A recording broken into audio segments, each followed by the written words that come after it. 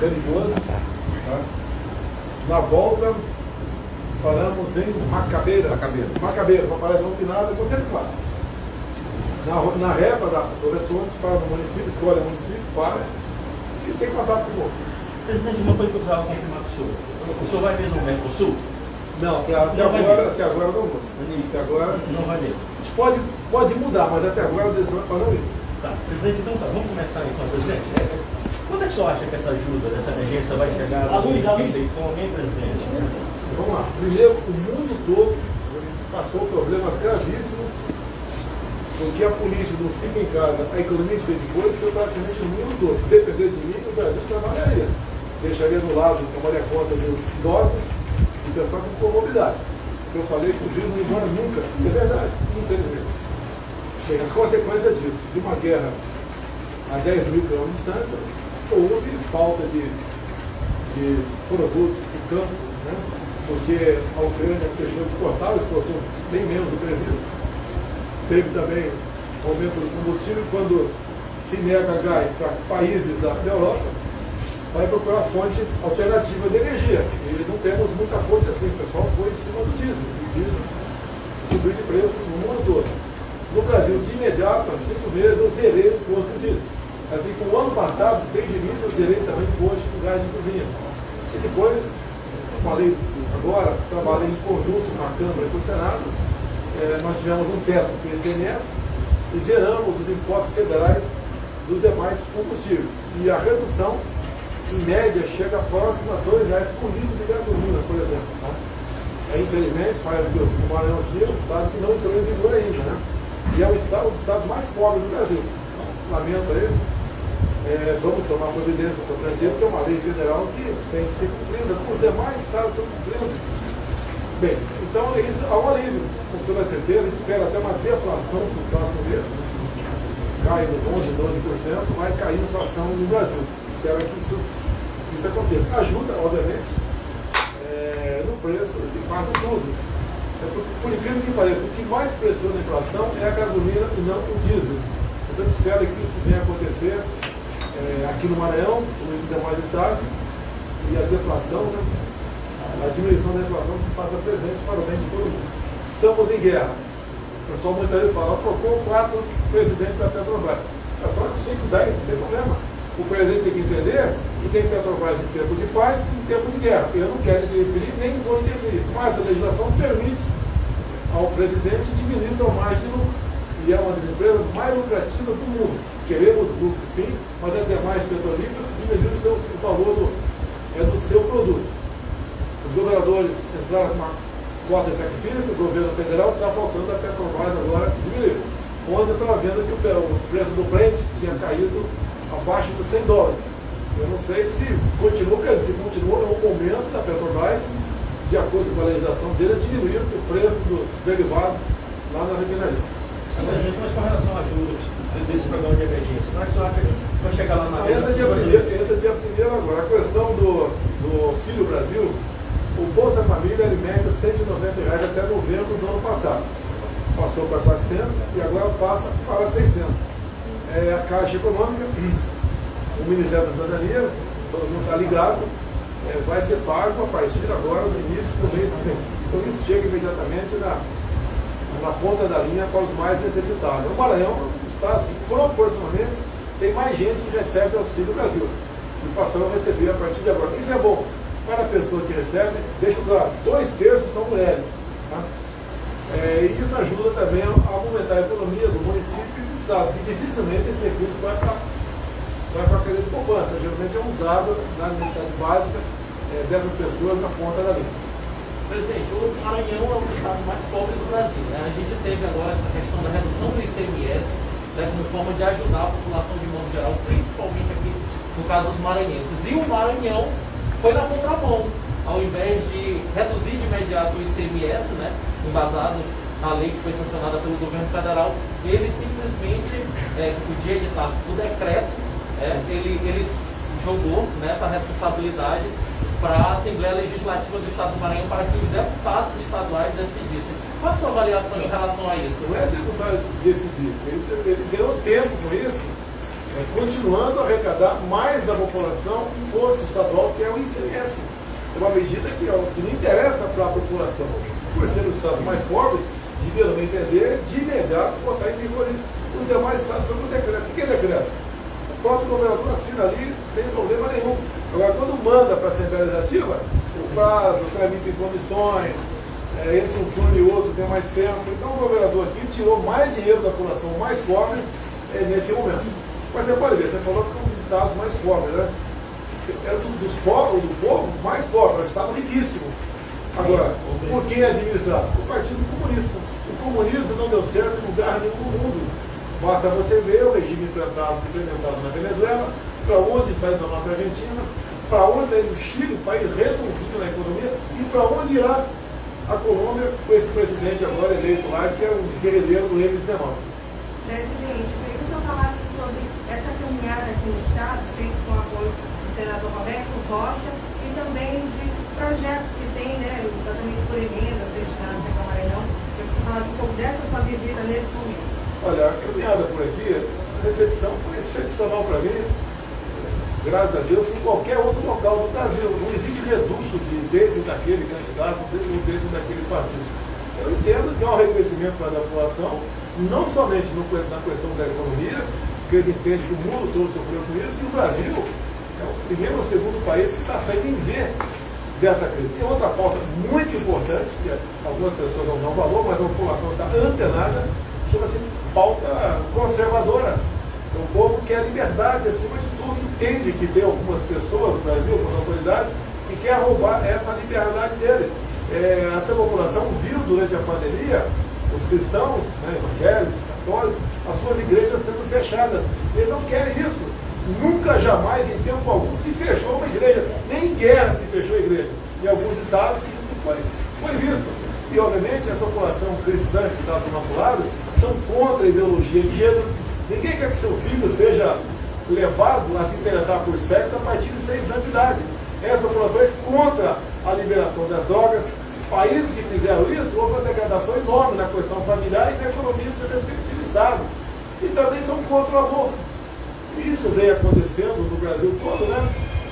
Nós colaborando, contrários a essa pauta, enquanto o outro lado defende essa pauta. Então, obviamente, que é um casamento da população para comigo dessas pautas de economia, e sem economia você leva o povo à pobreza, bem como o conservadorismo, a questão da nossa cultura judaico-cristã, a defesa da criança em sala de aula, a questão do aborto. Nós cristãos entendemos que a vida começa na concepção.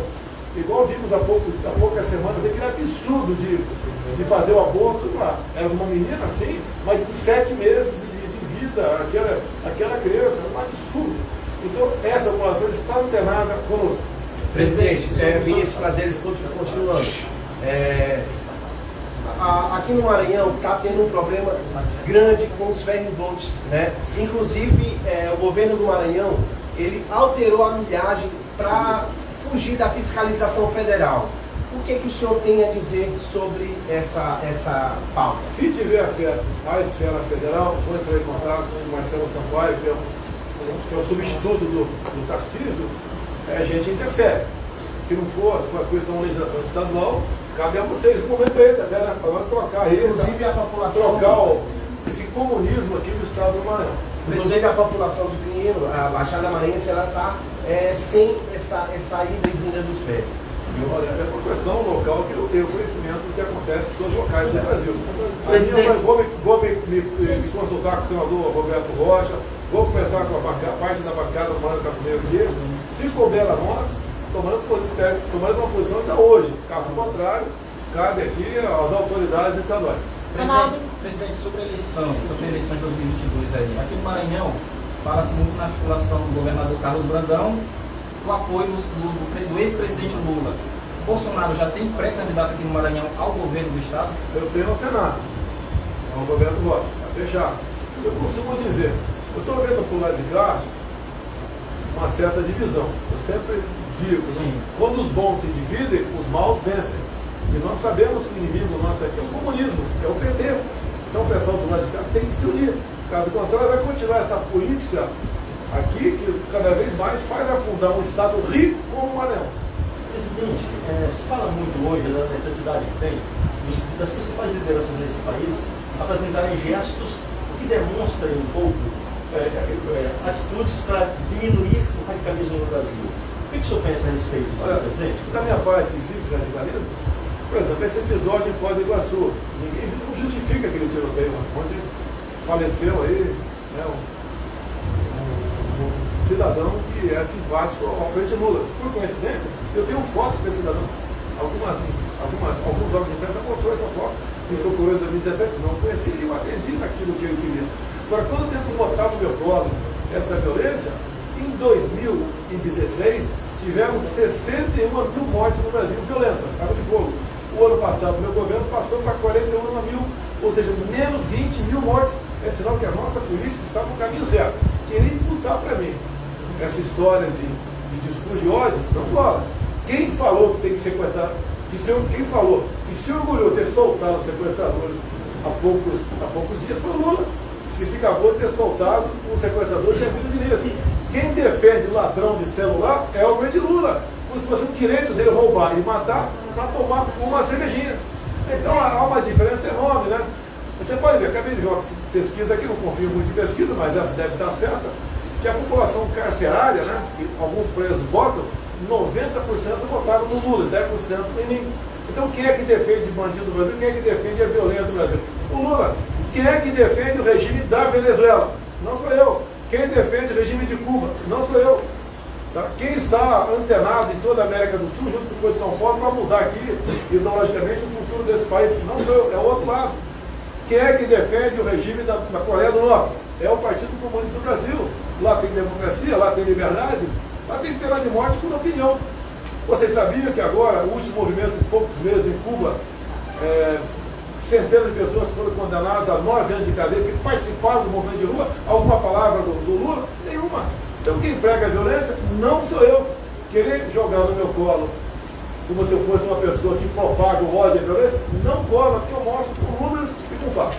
Presidente, como o senhor vê a situação da BR-135, já que os índios ameaçam fechar novamente a rodovia amanhã? O senador Roberto Rocha trouxe para mim, juntamente com a bancada, passei para Brasília para resolver esse assunto. Se for para trocar o encarregado aqui, são indígenas locais, toca, não tem problema nenhum. Tá? E vamos colocar outro. Não aceitamos e não é esse que está em pauta, eles não querem esse que está aí. Até a gente vai indicar um próximo. E nós vamos criar uma alternativa para isso aí. Agora, fechar a rodovia, desculpa quem está fechando, não leva a lugar nenhum. Leva mais sacrifícios para a população. Sofre os caminhoneiros, sofre as pessoas que estão transitando naquela rodovia. E qual é a solução para isso? A gente vai dar, para trocar, a gente troca. Não tem problema nenhum. E, presidente, o senhor acha então que esse assassinato que aconteceu não tem nada a ver com política? Olha, vamos lá, você já teve acesso ao laudo da Polícia Civil do Estado do Paraná? Você não teve. Então, por favor, vamos esperar um pouquinho mais. Mas o senhor acha que não teve Não, nada? eu não vou falar acho ou não acho. Conversei com 2 irmãos da vítima, que trataram muito bem, disseram isso, sempre votaram em mim e vão continuar votando em mim. Agora de manhã, estava o deputado Antônio de Paula comigo, ligou para, não sei quem ligou para quem, mas um dos irmãos conversou comigo novamente. Eles devem nos visitar nos próximos dias, José Arruda, né? Vai visitar nos próximos dias. Fiquei sabendo também, não só pela mídia, mas pessoalmente, né? Com os irmãos que eles não gostaram da visita da Tracy Hoffman, lá por ocasião do funeral do irmão, tá certo? Vou esperar o laudo, vamos ver o que aconteceu de fato, né? Agora, vamos entender, não se justifica o que aconteceu, não se justifica. É a mesma coisa que a gente vê de vez em quando a gente se matando por causa de futebol. Presidente. Agora, repito, de 2016 para 2021, menos 20 mil mortes por ano no meu governo. Presidente, região Nordeste, a gente ouve muito falar do consórcio Nordeste, que é a separação entre Brasis. Qual a sua concepção? O Maranhão, todos esses estados que são governados pelo PT, por gente da esquerda, tem essa divisão, a sua avaliação cresceu, como é que o senhor vê essa questão? O dito consórcio Nordeste, que é um grupamento de governadores, foi criado na pandemia, se provou, para roubar os estados. Você pode ver, quando um senador falou sobre o desvio de 50 milhões de reais, para comprar respiradores, que sumiu o dinheiro, inclusive 5 milhões foi lá para o prefeito Edinho lá de Araraquara. E o próprio Renan Calheiros falou, não estamos aqui para apurar desvio de recursos. Ele falou isso aí. E a CPI não foi para frente, obviamente, porque queriam achar alguma coisa contra mim, não acharam nada. E daí houve uma CPI no Rio Grande do Norte, onde foi levantado esse desvio de 50 milhões de reais. Ou seja, irmãos nordestinos morreram em hospitais por falta de ar, né? Morreram asfixiados porque os respiradores foram roubados. O dinheiro foi gasto e os respiradores não chegaram. E teve um governador, não sei qual é o estado, né? Que falou o seguinte, eu não entendo inglês, por isso que assinei o contrato. Por acaso foi do Maranhão? Não. Perguntando para cá. Então, eu podia ter acabado com a CPI no primeiro mês. Por quê? Numa medida provisória nossa, o deputado, senador Omar Aziz apresentou uma emenda. Tá? E na MP, via Câmara, o deputado Renildo Calheiros, irmão do Renan Calheiros, apresentou uma mesma emenda, quase autêntica uma da outra. O que eles queriam? Que governadores pudessem comprar qualquer vacina em qualquer lugar do mundo, sem a certificação da Anvisa e sem licitação, e o governo federal pagando a conta. Imagine a festa que esse consórcio nordeste iria fazer. Ia pagar a vacina, em vez de 10 dólares a média, ia pagar 30, 50 dólares. Vacina de onde? Não interessa. Era uma expressa autorização e lei. Se tivesse acolhido isso, teria sido feita a festa por parte do pessoal do consórcio nordeste, a CPI teria sido enterrada. Presidente, tem alguma pauta prevista para o centro do orçamento do Estado? Olha, sempre existe alguma coisa, e nosso governo, nós destravamos essa questão. Nós agora temos acordo com os Estados Unidos e entre outros países. Estava parada o Centro Nacional de Alcântara há muito tempo e está aberto aí para lançamentos. Destravou, não tem mais aquele travamento que existia no passado, que lá atrás foi feito um acordo com a Ucrânia, quando a Ucrânia estava ligada à Rússia, né? Depois que houve um afastamento, simplesmente o governo de esquerda sepultou essa proposta de lançamento satélite com a Ucrânia. Nós reativamos isso aí, a bancada aqui, em grande parte do Maranhão, presente, nos auxiliou, e o seu lançamento em futuro. Presidente, em dezembro, agora vai ser o primeiro lançamento, uma empresa sul-coreana. A empresa sul-coreana vai lançar agora. Está aberto, tá? Presidente, qual é hoje o nível de confiança do senhor em relação à reeleição? E uma vez reeleito, assim, que modificações o senhor faria no eventual governo do senhor? O que você vê? O sentimento. Eu ando em qualquer lugar do Brasil, a aceitação é excepcional. Excepcional. Amanhã estarei em Juiz de Fora. Depois da manhã estarei em Natal, em Fortaleza. Motociata. É espontâneo. O Faquin quer voltar em julgamento agora, no mês que vem, a proibição de motociata. Agora há pouco uma notícia de uma juíza eleitoral, né, quer proibir bandeiras do Brasil nos meus eventos. Isso é o cúmulo, né, do extremismo, da boçalidade, tá, que querem de toda maneira me tirar do páreo. O sentimento que eu tenho, a certeza que eu tenho perante a opinião aí, que estou muito bem. O outro lado, o Lula não consegue, só faz hotéis, né? Ontem ficou num hotel de 6 mil reais a diária. Ele não toma café, nem almoça lá no mezanino, no restaurante, não, no quarto, porque não tem clima para ele vaiar o tempo todo. No Rio de Janeiro, fizeram tapumes em frente à cidade de 2,5 metros de altura. Um público extremamente selecionado, escolhido. Chegou a filmagem para mim, dezenas de ônibus ao lado da Cinelândia. O público dele é levado a pão com mortadela, né? São pessoas humildes que abusam dessas pessoas para levar para lá. Ou seja, não tem povo por lá de lá, por lá de cá tem. Eu tenho certeza, tenho confiança na reeleição. Isso, acho que é isso, presidente. Tá bom? Presidente, mande um abraço para minha sogra, dona Tereza. É tia do Zara. Eu adoro. É doida pelo senhor. Você, para adorar tanto a sogra assim, você não, hein? É dona Tereza, Um abraço, dona Tereza aí. Sogra adora. Ricardo.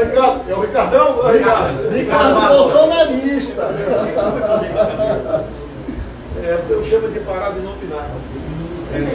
Eu falo sempre, até a prefeita falar comigo, não avisou, não avisa. A gente para, é uma surpresa para a cidade, né? Geralmente chega muito curiosa, a gente vai no campo lá, como eu tomei o Guaraná Jesus, o Guaraná do Cabra da Peste, né? Aí conversei com a população, tirou fotografia, etc. E vai ir embora. É isso. Tá legal. É isso, né, Fred? O senhor teria alguma coisa assim que o senhor gostaria de ressaltar nesse momento que o senhor está vivendo assim da sua? O senhor está em campanha, né? Não, não é não? por evento que eu estou vindo, eu não posso participar de inauguração. Já teria muita coisa para inaugurar. Certo. Gostaria de visitar a ponte do Xingu aqui, que está em função. Gostaria de ver novamente, por exemplo, a ponte, a segunda ponte com o Paraguai. Gostaria de ver a segunda ponte do Paraguai, mas não posso ir. Gostaria de continuar entregando o título de terra. Sabe quantos títulos dois governos de esquerda no passado entregaram em 2003 e 2015? 30 mil títulos, sabe quanto entreguei? Em 3 anos e meio? 360 mil. Vocês ouvem mais falar em MST. Nós demos dignidade ao homem do campo. Você dá o título para ele, passa a ser cidadão. Não fica mais devendo favores para o PT. O que o PT sempre fez, junto com o MST?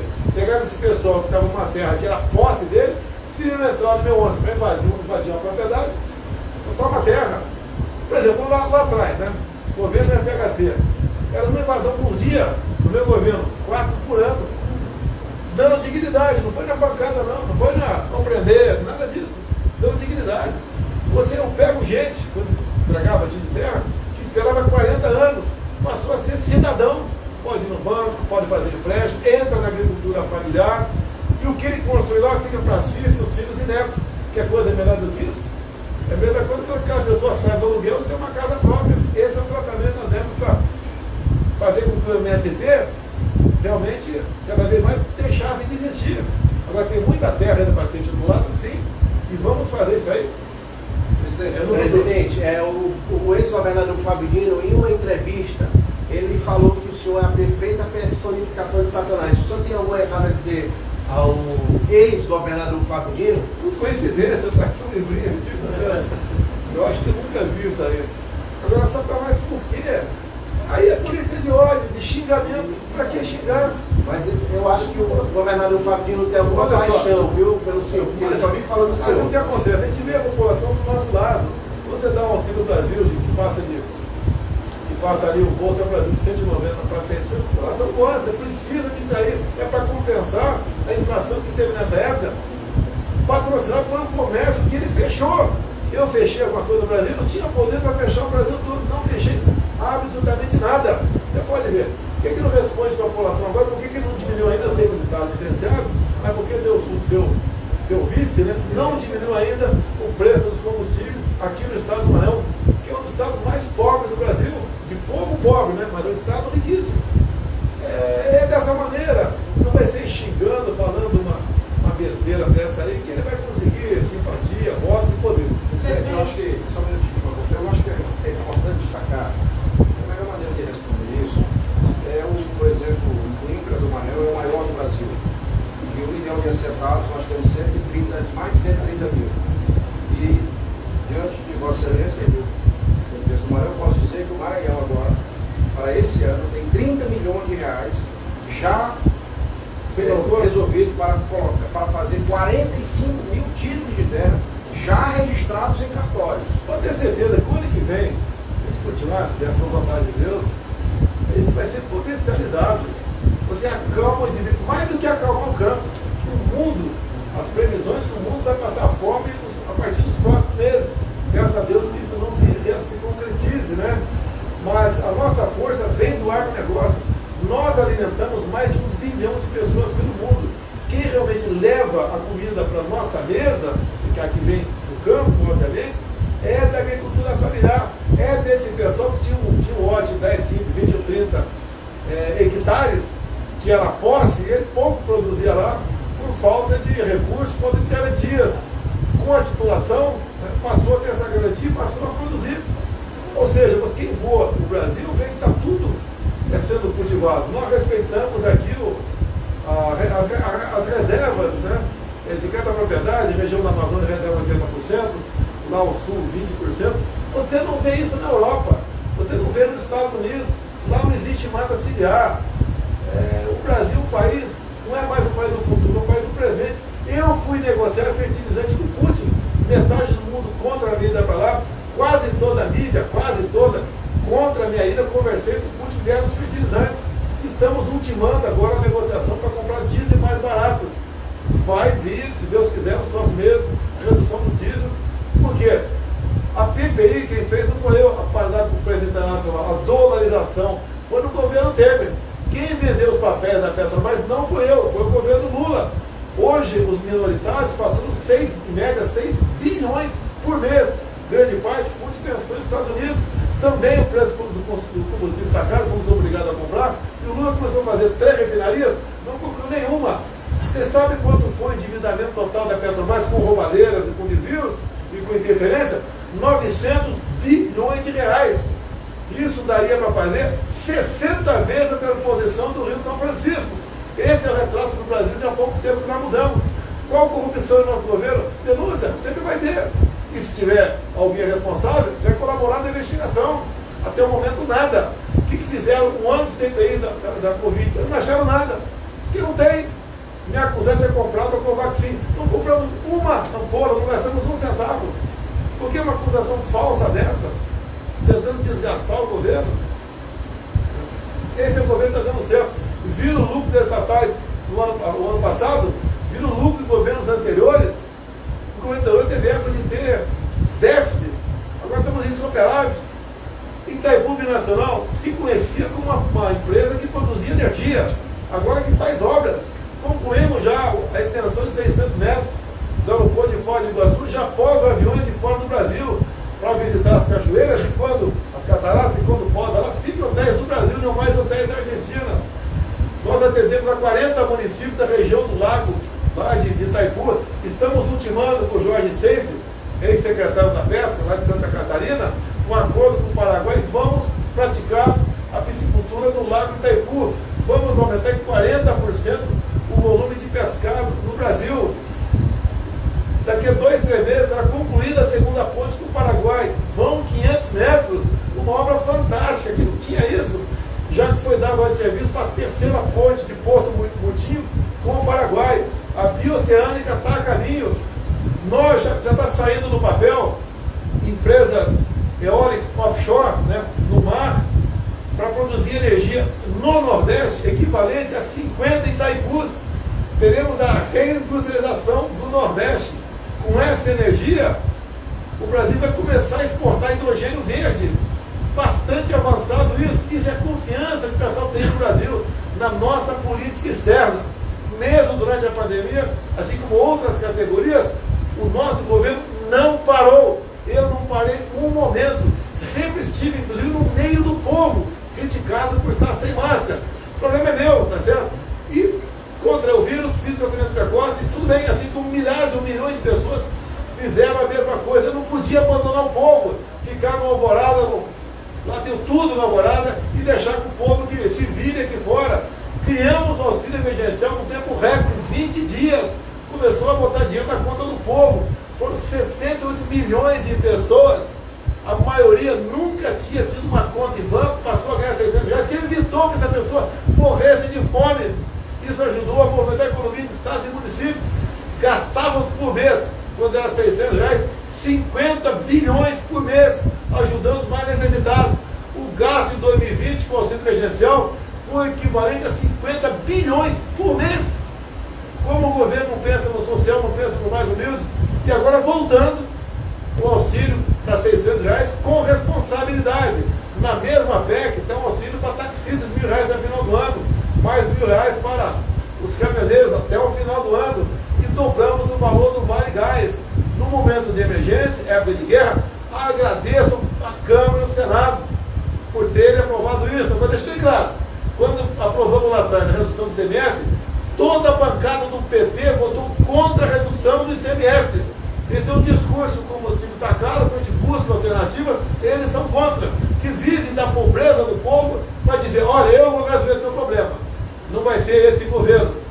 Olha só como está indo o Brasil perante o mundo. Passamos da 13ª para a 10ª economia do mundo. Saímos em V da crise. 2014, 2015, devo lembrar que era a presidente da República. Nesses 2 anos, perdemos 3 milhões de empregos no Brasil. Não teve crise nenhuma, foi a crise da corrupção. 2020 e 2021, mesmo com a Covid, criamos 3 milhões de empregos. De menos 3 para mais 3. Esse é o nosso governo. É o governo que está dando certo. É o governo que dá esperança para a população. E digo para você de novo, o Brasil não é mais um país do futuro, é um país do presente.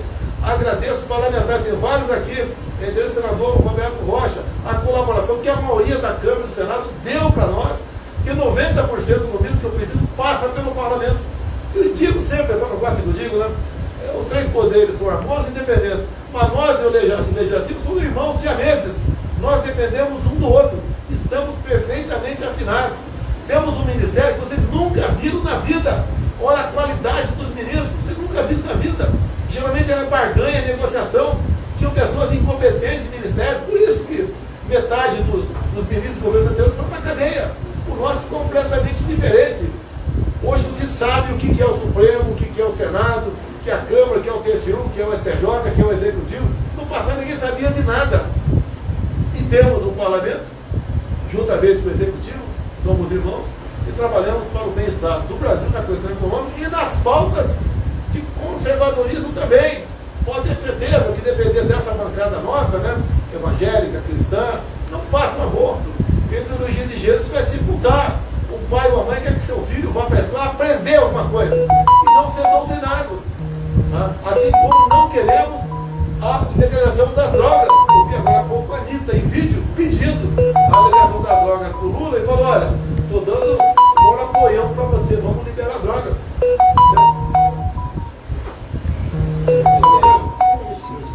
Tá bom?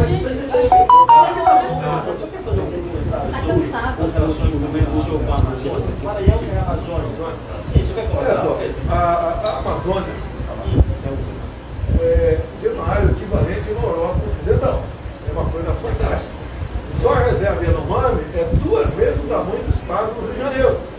Alguns querem que você tenha um domínio total sobre ela. Não temos. É uma área enorme. Há poucos dias, viu, um candidato falou, olha, comigo vai ser desmatamento zero. Eu fui buscar os 3 primeiros anos do governo dele e comparei com os meus 3 primeiros anos no tocante de desmatamento. No dele foi o dobro do meu. Trabalhamos, fazemos o possível. É um governo que tem teto de gasto, outros não tiveram, podiam gastar à vontade. Agora, não podemos esquecer na Amazônia, tem 25 milhões de pessoas que vivem aqui. Você não pode chegar para essas pessoas e vamos tirar vocês daí. Vamos deixar a Amazônia como está. E outra coisa muito importante, tudo que é muito bonito, que é muito rico, o pessoal fica de olho. Nós sabemos que alguns países lá de fora estão de olho na Amazônia, não é de hoje, até na questão do AAA, que é antes da Amazônia, é Atlântico, uma área que o pessoal quer para conservação e dominação estrangeira. Em 2 momentos foi discutido a relativização da soberania sobre a Amazônia. Eu, o presidente Putin, nesses 2 momentos, falou que a Amazônia do Brasil e não ia discutir esse assunto, com o poder de veto. Ou seja, nós temos que nos fortalecer, ter umas forças armadas cada vez melhores, mais preparadas, para defender esse patrimônio, essa coisa gigantesca chamada Amazônia. E vocês sabem que o mundo está de olho lá. Riquezas minerais, biodiversidade, entre outras